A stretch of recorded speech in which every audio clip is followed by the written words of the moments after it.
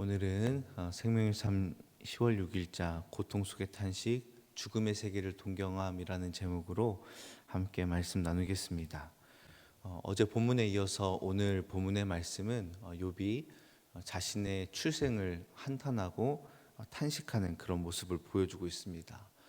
어제 본문 1절에서 10절까지는 출생하기 전에 내가 아예 태어나지 않았더라면 이라고 탄식을 했다면, 오늘 본문은 죽지 않고 이미 태어나버린 자기 자신을 한탄하고 있습니다.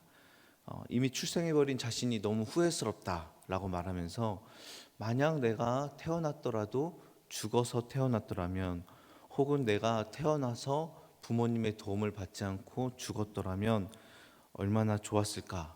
죽음을 상상해 보며 욥은 자신의 고통에 대해서 그 극심함이 얼마나 심한지 말하고 있습니다. 그 죽음에 대한 그 상상, 또 죽음을 갈망하는 모습이 13절에서 18절까지 말씀이죠. 이것을 좀 요약해서 보자면 13절에서 18절 말씀을 통해 내가 죽음을 갈망하고 죽음이 주는 유익이 얼마나 좋은가라는 것을 이야기합니다. 첫 번째는 내가 평안히 누워서 자고 쉬었을 것이다.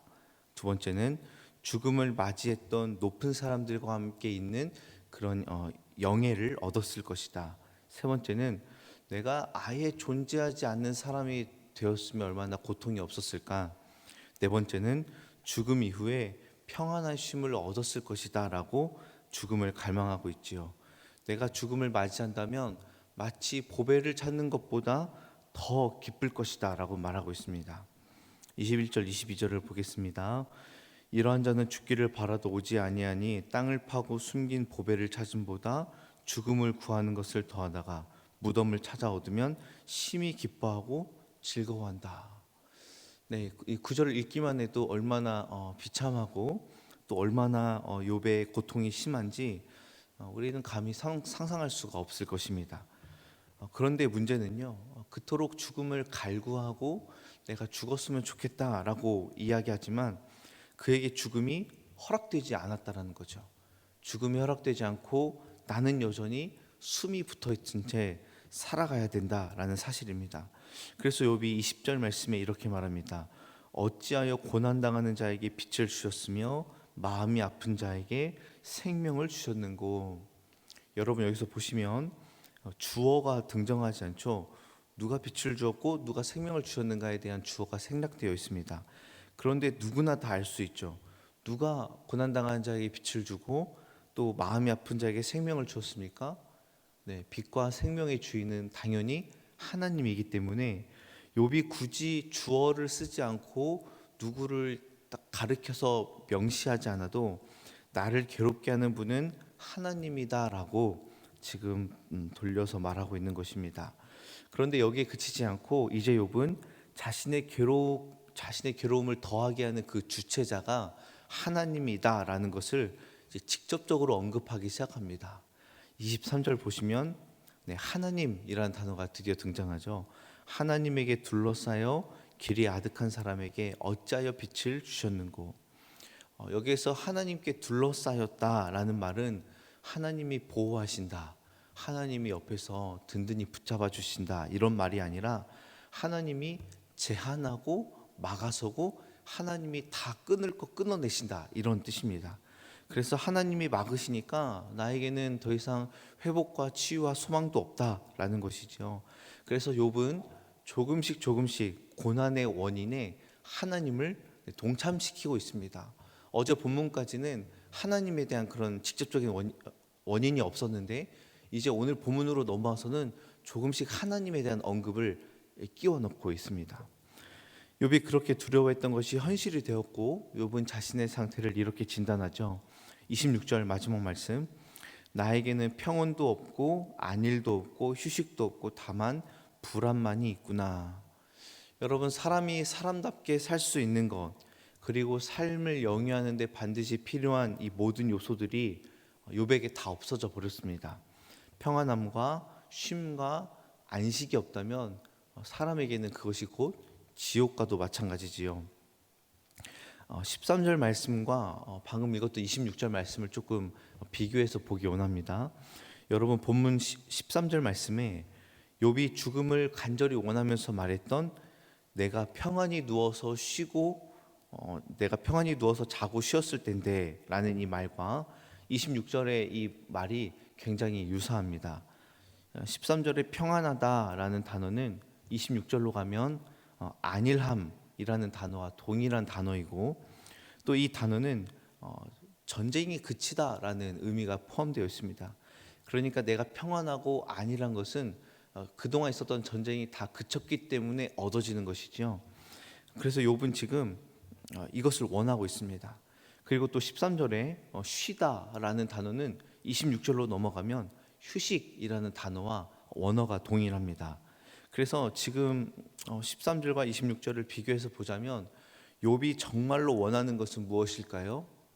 네, 욥이 진짜 원하는 것은 죽음이 아닙니다.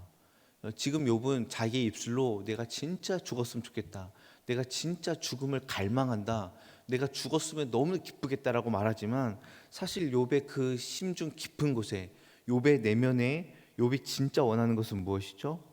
평안함과 휴식이라는 사실입니다.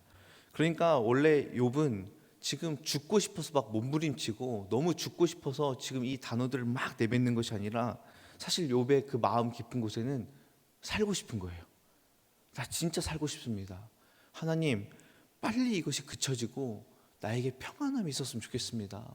하나님, 내가 원래는 진짜 죽음을 원하는 게 아니라 하나님, 나는 진짜 주님 안에서 쉼을 얻고 싶고 내가 안식을 좀 얻고 싶습니다라는 것을 지금 욥의 내면에 가지고 있는 것이지요. 사랑하는 성도 여러분, 사람도 어떻게 할 수 없는 이 극심한 상황 가운데에 우리가 그런 상황이 놓여져 있다면, 그런 상황에 처해 있다면 우리는 어떻게 해야겠습니까? 우리의 고난과 고통을 그치게 하시고 우리에게 평안을 주시는 하나님, 폭풍이 몰아치는 극한 상황에도 우리에게 쉼을 주시는 하나님이 바로 우리의 하나님임을 믿으시기를 바랍니다. 지금 들려드리는 몇 가지의 말씀이 여러분에게 실제가 되길 바라며 말씀을 읽어드리겠습니다. 시편 29편 11절에 여호와께서 자기 백성에게 힘을 주시며 여호와께서 자기 백성에게 평강의 복을 주시리로다. 요한복음 14장 27절 평안을 너희에게 끼치노니 곧 나의 평안을 너희에게 주노라.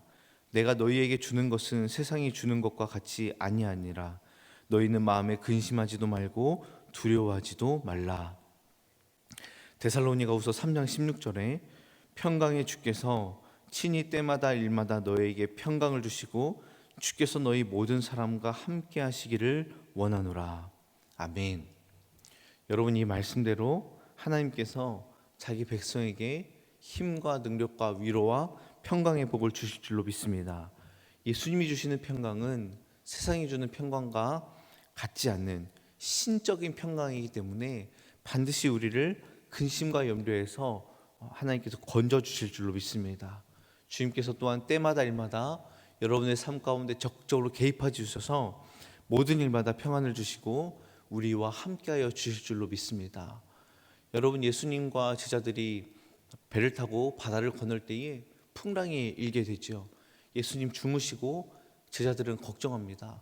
그런데 예수님께서 일어나 말씀하시니 모든 풍랑이 잠잠해졌죠. 마찬가지입니다. 풍랑이 치고 비바람이 몰아치는 그 가운데 우리 주님이 함께 있으면 그 가운데 평강이 넘칠 줄로 믿습니다.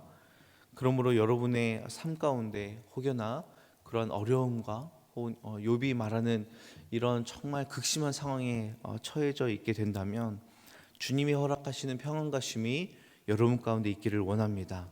저와 여러분의 삶 가운데, 그리고 우리 가정 가운데, 더불어 우리 광연교회, 더 나아가 나라와 민족 가운데 정말로 주님이 주시는 그 평강, 전쟁이 그치고 모든 고난이 그치고 하나님이 허락하시는 그 깊은 평강이 여러분의 삶 가운데 풍성히 넘치길 주님의 이름으로 축복합니다. 기도하겠습니다.